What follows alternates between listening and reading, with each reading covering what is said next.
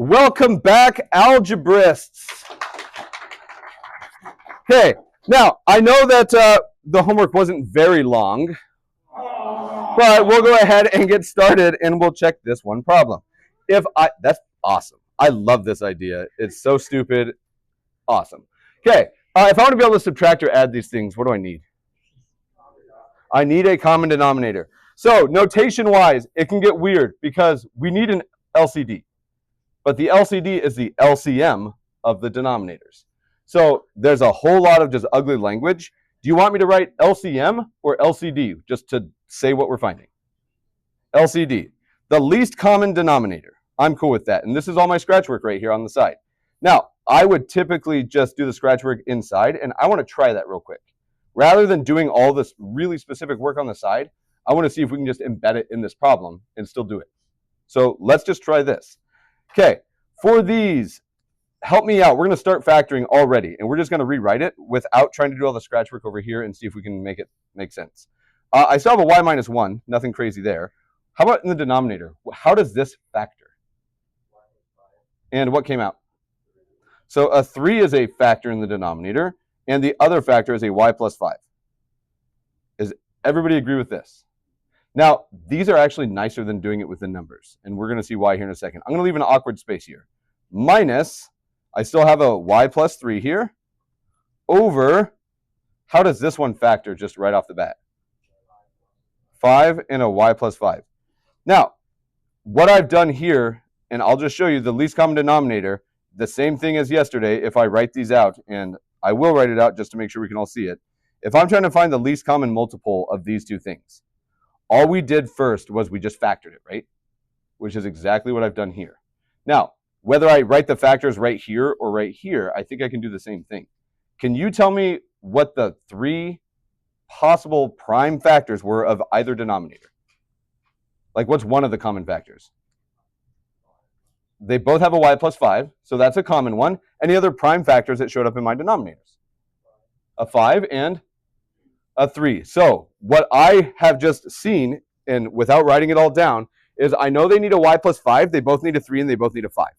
All of this work that we did yesterday just happens naturally right here. This one has the 3 and the y plus 5. What's it missing? It's missing just a standalone 5, right? So what should I multiply this one by? 5 over 5. That's my common choice to ensure that I don't change anything. It's equivalent because I've multiplied by 1. But now my denominator has the 3, the 5, and the y plus 5. Okay, same thing that's happening over here, and I can show this work if you'd like. This one has a 5 and a y plus 5. What was it missing? A 3. So if I put a 3 in the denominator, why do I have to put the 3 up top as well? Yeah, it's 1. So now at this point, am I going to have a common denominator? Can you tell me what that common denominator is going to be?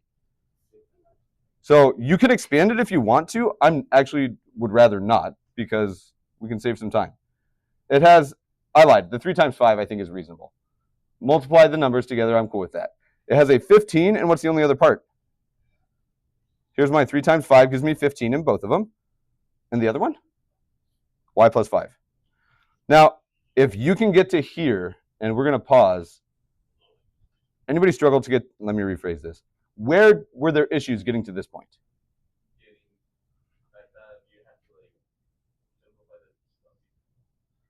Can you be more specific when you say simplify the stuff? Over here?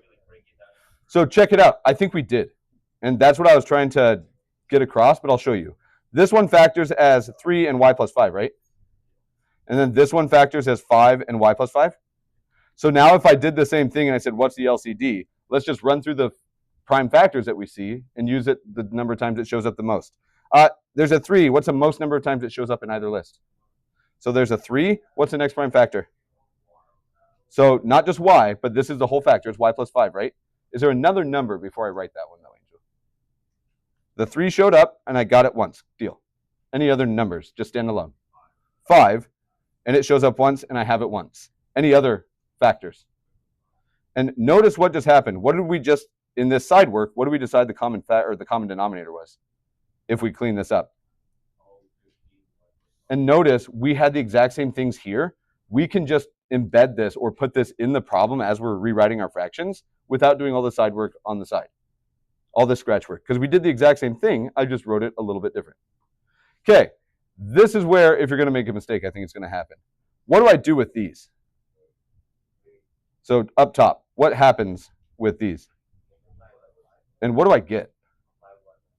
Love it. The distribution is the part that I'm really concerned about people getting goofed up with. This next part, this always gets stuff weird. This is a -1 that's really here, right? This is -1 times y plus 3. Like adding a negative is the same as just adding something times -1. Or subtracting is the same as adding the negative. Like, and it's just a bunch of different ways to think about it. When I distribute, and I can do this, do you want me to write the minus or do you want me to distribute the minus? Okay, so I'll write the minus, and then we have to be very, very careful. Do parentheses matter in problems? And I don't physically write them, but are there parentheses around this numerator? Because grouping exists in the top and bottom part of fractions, so whether we write them or not, these are really there. I'm going to subtract from this, and I'm going to use brackets just so it looks a little nicer. You can use parentheses, and let's actually do the distribution, because I see that I have to subtract all of this, but let's see what we get. 3y plus 9. Now, because of the way that I wrote this and 3 over 3 on this side, this seems like the natural way to do it. 3y plus 9. Do those brackets matter? Big time. What do they tell me has to happen? This negative has to distribute, right? Now, I don't want to change the whole problem. And if you're working through this, I just elected to write the 3 over 3 here because, right? Like, I just wrote it there. If I had written it on this side instead, is this still allowed if I'd written it right here? Now, if I do it like this, and it might be easier to see, is it very clear now that it's negative this times this? Or if I wanted to make it a little bit more clear, subtracting is just adding the negative, right? Can I just do this plus and then a negative there? I still get all the same stuff. There's a lot of ways that you can work through this. I don't say that there's a particular way that's the best. Because I wrote it here, we're going to continue on with this. So one more step and we're done. And let's just see what shakes out. Let's clean up the numerator, and I guess we'll take 2 steps. 5y minus 5. And then what's this going to give me? Minus 3y minus 9. And that's still all over what? Perfect. One step, and fingers crossed that we're going to get the same thing. And I feel pretty like I don't think we made a mistake. Let's just combine into like terms. 5y minus 3y, 2y, negative 5 minus 9, minus 14, all over 15 times y plus 5. And I only see one more thing that I might even consider doing. What's the one simplification that I could do? I don't know that I'll commit to it, though. So that's one of them, not the one I was expecting. But you're right. We could distribute the 15. I'm going to tell you, when you're doing these, because if we think about the graphing and things, that we want the factored form, I'm never going to unfactor, which is what distributing would do. What could I do to the numerator, though? I could take out a 2. Now, it doesn't change anything. It makes it maybe look a little nicer, but that's totally subjective. And let's just check. 2y minus 14 over 15 times y plus 5. Hey, look, that's exactly what we have. Or you could factor out the 2. This is it. Awesome. Okay, for these, purely out of curiosity, do you prefer doing the scratch work on the side for the least common denominator, or is it okay to just kind of shove it into the problem? Is it okay if you do either one of these? Yeah, as long as you're finding a common denominator, I don't care, as long as you're actually doing it. Seabass.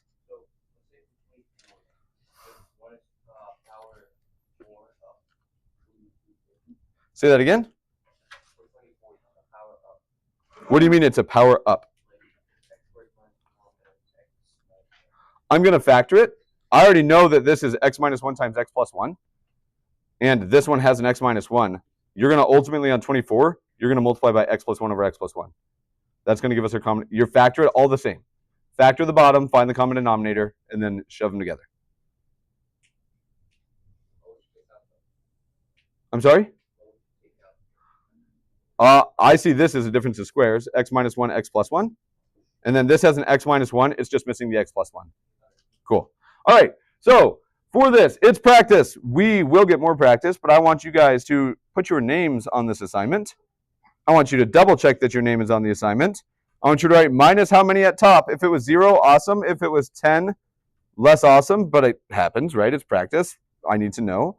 And then once your name is on it and the minus number, take your sheet of paper, pass it forward, and then if you guys at the front rows will pass them over to Michaela or Cheska, I'll come and grab them.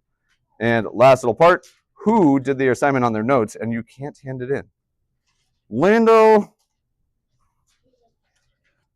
And here we are. Other thoughts for things that I can put on these, just out of curiosity? We got like 3 or 4 more boards. Wait, starting now? What? What do you mean starting now?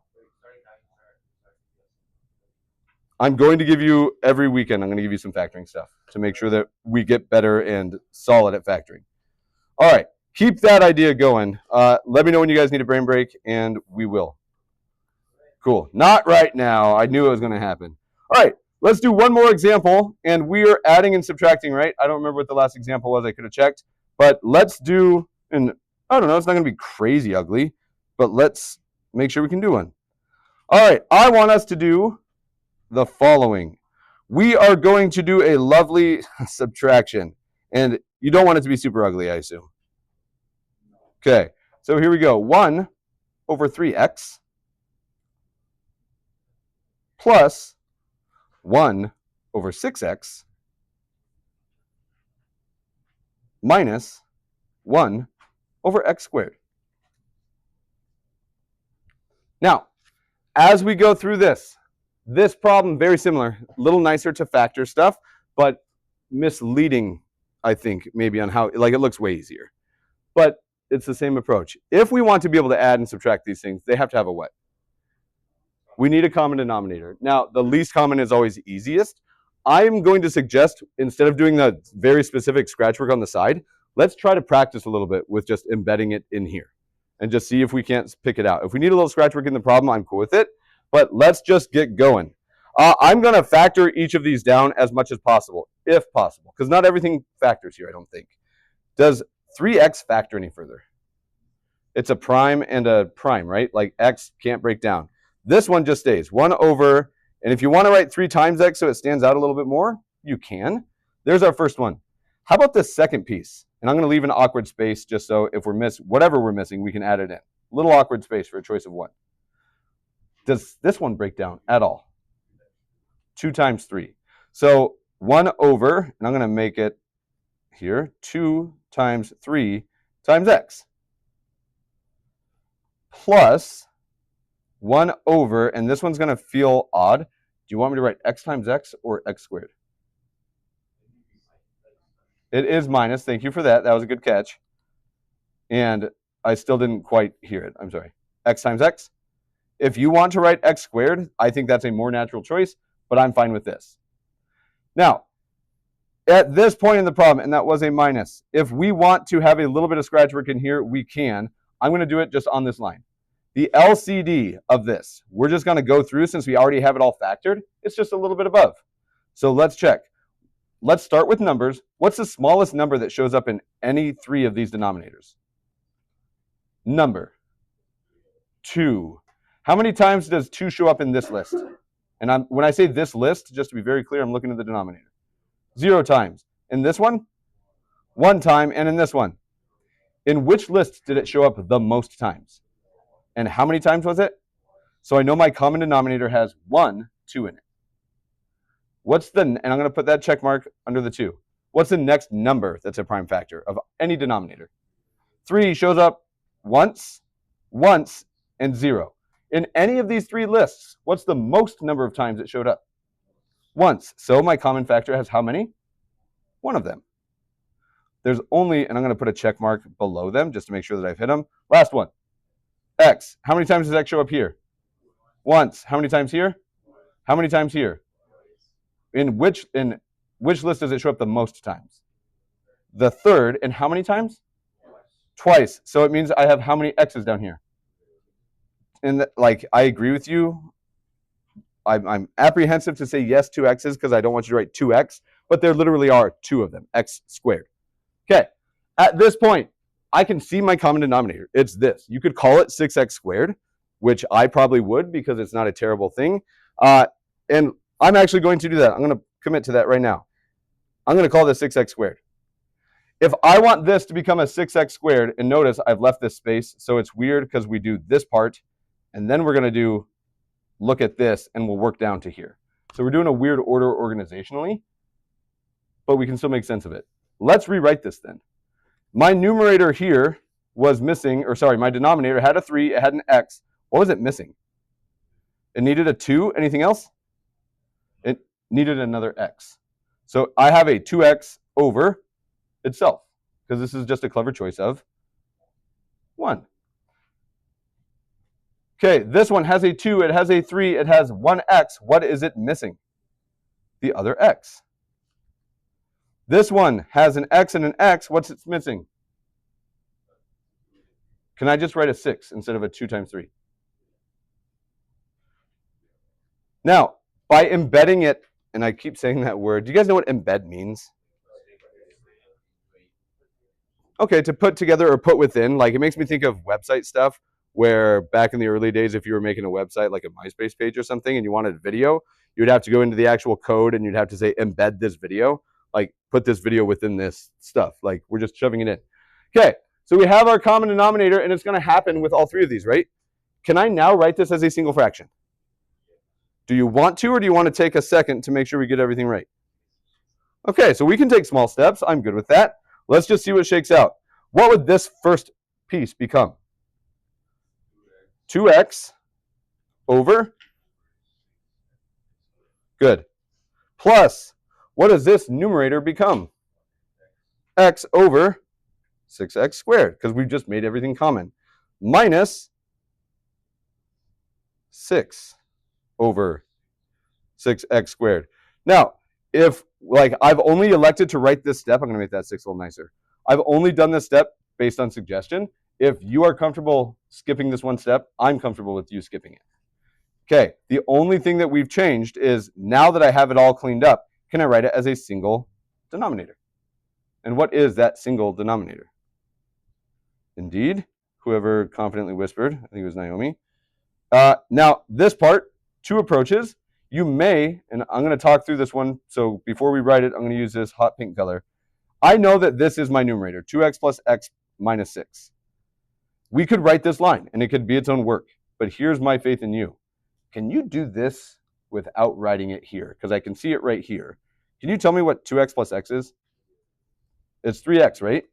And what's the only other thing that's up there? So we get a 3x minus 6. And here's my challenge. I'm going to give you 20 seconds. Actually, we're going to do 30 seconds. I don't know if we've done this in here. Have we done the rock, paper, scissors talking thing in here? So check it out. I'm going to introduce something new. You all have neighbors now, or like teammates, whatever you want to call each other. You're going to do a rock, paper, scissors one time. Best out of 1. Whoever wins gets to choose whether you're going to do the speaking or you're going to do the listening. But the big rule here is whatever that person who wins decides, the other person, you can't speak. If you're the listener, you can only listen. Cool. So no thing like, you know what I mean? Because they can't answer. Okay. 30 seconds. Once we all have our rock, paper, scissors, I want you to tell me there's one more thing that we can do. What is it? Rock, paper, scissors with your neighbor. One person speaks, the other person listens. You guys can do a 3-person rock, paper, scissors if need be. Hopefully somebody wins. Cool. Cool. Decide who's speaking, decide who's listening, and I just want to know what's the last thing we could do to this. Nice job, Fred and RJ. I like that idea of the rock. We're going to make that more common. If I factor a 3 out of the top, what stays in? X minus 3? 2. How do I factor a 3 out of the denominator? So I could have factored out a 3x, just for the record. Why is this the better choice? What did this allow me to see very, very clearly? Instead of saying cancel, what's the other word I prefer? Cross out is, I would say, they divide out, but I agree with you nonetheless. This is the most simplified form of our answer. X minus 2 over 2x squared. They all follow the same approach, and I'm going to stand by it. I think that if you can factor, these problems are probably pretty easy. If you struggle with factoring, they probably don't feel easy. Do you guys agree with that statement? Okay. All right, let's go to like 8th grade fractions, 7th grade fractions for a second. Okay, so we're going to bounce back and forth between doing the actual algebra and just regular like arithmetic. Let's do some arithmetic, which is no numbers or anything, or no letters or anything yet. And I just want to see what you guys come up with. So all I want you to do for the following is to simplify this fraction for me.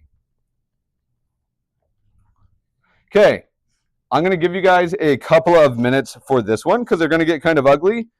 Remember, we're doing this in a wonky order. We are doing addition and subtraction today. We skipped a section. We'll come back and do the multiplication part because this is a more natural start in my mind. So here we go. I want you guys to solve and simplify the following. Just numbers. 3 plus 2/7. And we're going to divide this by 7 minus 4/5. Fun. We have a complex fraction. It's a fraction with fractions. Neat. No variables. You guys, I think, have done these problems before. I'm going to give you 3 minutes to see how it goes. So here's my advice. Because if you struggled with this before, I get it. They're ugly. Treat it like it's one single problem. Can you clean up the top, do you think? Can you make a common denominator up here? And can you make a different common denominator down here? Treat each piece independently with what we've been doing, and we'll meet up here in 2 or 3 minutes. All right, so I think, and I'm pretty sure, but not 100%, that Jarvis and I probably approach this very similarly. And most of you guys learned this from Miss Jarvis. Here's what I'm going to do. When you're doing these and they get kind of ugly, I'm going to work directly over, but I'm only going to think about each part independently initially. So in blue, I'm going to think about up here. What is the denominator underneath this 3? So whether you write it or not, it's there. Now, if I wanted to only looking at the top, can you make a common denominator? 7. So I'm going to multiply this by 7 over 7. And let's just see what that shakes out. This gives me 3 over 7 plus 2 over 7. Does everybody agree with the numerator part? Just kidding. You shouldn't. What did I do wrong? It's 21 over 7. I missed, my bad. 21 over 7 plus 2 over 7. I will. I just haven't. So we don't have to multiply because we're already at a common denominator. Now, if we needed a bigger number, we would have to multiply the second, but this one we're good. Okay, we're going to switch gears, and I feel like this orangish, brown, burnt sienna, whatever color, is a good choice for the denominator. What is the common denominator of the bottom? It has to be a 5. So what's my clever choice of 1 that I'm going to multiply this by? 5 over 5. And in doing this, I think I can say that this is 35 over 5 minus 4 over 5. Now, by treating each part individually like it's its own fraction, we take out like a ton of the complexity here. Can I combine just the tops? Can I combine just the bottoms? So let's do both of those real quick. The top part of this, 21/7 plus 2/7 becomes what? 23/7. So I'm just going to switch to one color now. 23/7 divided by, what does the denominator become? 31/5. Okay. Now, this is not nice looking yet, but I hope we can all agree that if I had the choice of dealing with the original thing or this is so much nicer. It's easier looking to deal with. Now, it's the same ideas hiding in it, but way nicer. Now, last little part of this. When you divide by a fraction, which is what we're doing, right? We have 23/7 divided by a different fraction. How do we deal with dividing by a fraction? We multiply by the reciprocal. Now, last little part. Like you guys all know that language, you've heard it. Do you know why this works? Other than being told that this is always what we do, have we ever looked at or thought about why it actually works? Why does dividing by a fraction mean the same thing as multiplying it by its reciprocal? So let's dig into this. Now, we know that it's multiplying by the reciprocal. If I want this to not be a fraction with a fraction, which is a complex fraction, what would I need this denominator to be? Not 7. I disagree. If I wanted, like this right now is a nice fraction, quote unquote, right? Is this still the same fraction? If I could make the denominator, the whole denominator, this whole piece 1, then things would be nice, and I'd have a single fraction. Now, when we multiply by the reciprocal, I don't care, you don't have to show this every time, but if you've never seen it, I want you to know why this works. I'm only allowed to multiply this whole thing by what number? 1. Now, in the bottom, if I wanted it to become a 1, how do I undo this divide by 5? How do I undo a multiply by 31? Divide by 31. Now, notice, I just multiplied the denominator by 5 over 31. If I don't want to cheat, what must I have multiplied the numerator by also? Careful, it has to be, this has to be a number 1, right? What do I have to put up top so that I guarantee it's a number 1? The same thing. 5/31 over 5/31 is 1, right? Now, in doing this, notice we did literally just multiply by the reciprocal. What happens in this denominator? And it becomes a 1. So that cancels and divides with that and that with that. And now all we're left with is multiplying by the reciprocal, which is what you've been taught to do. If you've never seen why, it's again just one of those clever choices of 1. So here we are, we're 1 step away. 5 times 20.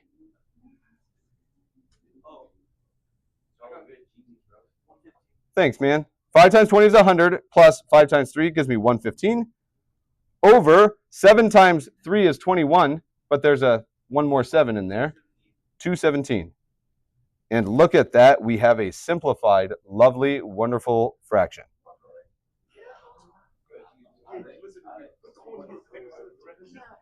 They might have a common factor, just for the record. Do you want to check to see if they have a common factor, or are we okay to just leave it as 115, 217? I think it's good too. You think 7 goes into both these? Is that true? 7 goes into 105, not 115. 30 plus 35. Okay, so B. Let's bulk it up a little bit here. Okay, let's do kind of like this together. Cool. So let's knock it out. I want us to do, ooh, love it. On B, 2 minus 1 over x divided by x plus 2 over x. Okay, looks gross, but remember, just break it down. This is just like 3 smaller problems put together in one. Are we doing this one together? Do you want to try it on your own? Okay, 2 minutes, and then we'll come back together. Whether you physically write it or not doesn't matter, but this is the key thought. By doing this and just being aware that that is over 1, we find the key through this problem. What is this denominator missing? X. And I saw most people doing this. What is this denominator missing? So it's not missing a 2. There's no 2 in the denominator. It's the x, just like before. So we're multiplying by our 1s. Now, I'm going to, instead of writing 2 over x minus 1 over x, because I already see it's a common denominator, I'm just going to jump right to writing it as a single fraction. In this piece, in just the top, what is the common denominator going to be? X. And so just up here, it's just x, isn't it? X times 1 and x. What's upstairs of this piece? So 2x, you're right, it would be over x. I could say 2x over x minus 1 over x. But if they're both over x, I'm just going to jump right to here. Now, anybody who's looking at this going, what? I just want to be very clear what just happened. I skipped 1 step, and you can skip this step because I'm confident you can do it. This is the step that I skipped. Weird. Do they have a common denominator here already? So they can add, right? Or subtract. 2x minus 1, I can't do anything with it, and it's all over what? X. That's all I did. I just did this part because I can already see it's going to be common. I didn't need this step, and I'm going to try to skip this one. If we look at just the bottom, do they have a common denominator at this point, or will they? And what is the common denominator? And let's just see what was upstairs down here. What's x times x? Plus 2. And we're here. Now, at this point, there's a shortened version that you can do. When you guys simplify this, do you think reciprocal? Does anybody in here feel comfortable if we just cross those out? Okay, if you do, awesome. I am comfortable with it, but I usually miss it just as I'm looking at it. So if we don't do that and you don't recognize it's going to happen, if I divide by a fraction, it's like I'm multiplying by what? The reciprocal. So instead of taking this divided by this mess, I'm going to say that's times what? X over x squared plus 2. Now, before I go any further, can anybody see that there's simplification that's going to happen here? This x and this x are going to divide out. Now, it can be hard to see, and it might feel like we're cross multiplying. We're not. If that part is not immediately clear here, I just want you to tell me, is this the same thing that we have? Straight through, x times 2x minus 1 over x times x squared plus 2. Is this the same thing as the previous line, just cleaned up? And what is super clearly going to divide out now? Now they're gone, and we are simplified. Yep. Are you okay with how we got to here? Now, in my mind, I want to cancel or divide these ones out right away. But not everybody's going to be able to see that, and that's okay. Fraction stuff can be hard. If instead I just say, oh, I know that multiplication just says this times this and this times this, because we just multiply straight through, this is just what it looks like if I were to multiply. And by doing that, I can now see very clearly that there's a common factor up top and down low. There's an x up here divided by an x, and x over x is 1, so we're just going to divide it out, which means our very most simplified version is exactly 2x minus 1 over x squared plus 2. There are a million places where, depending on your comfort level, you're going to have a nice skip if needed. Cool. Lando.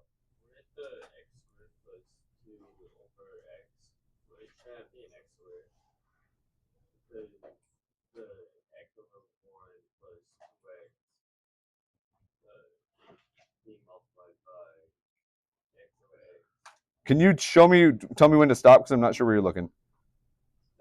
Right here?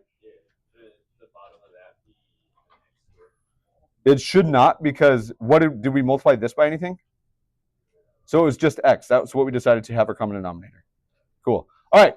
No homework tonight. Tomorrow we'll have an assignment where we'll have a little bit of addition and subtraction stuff, and then we'll jump to that multiplying idea. All right. Tomorrow you will, yeah. And some factoring stuff too, because I got you. All right. Peace out, Raiders.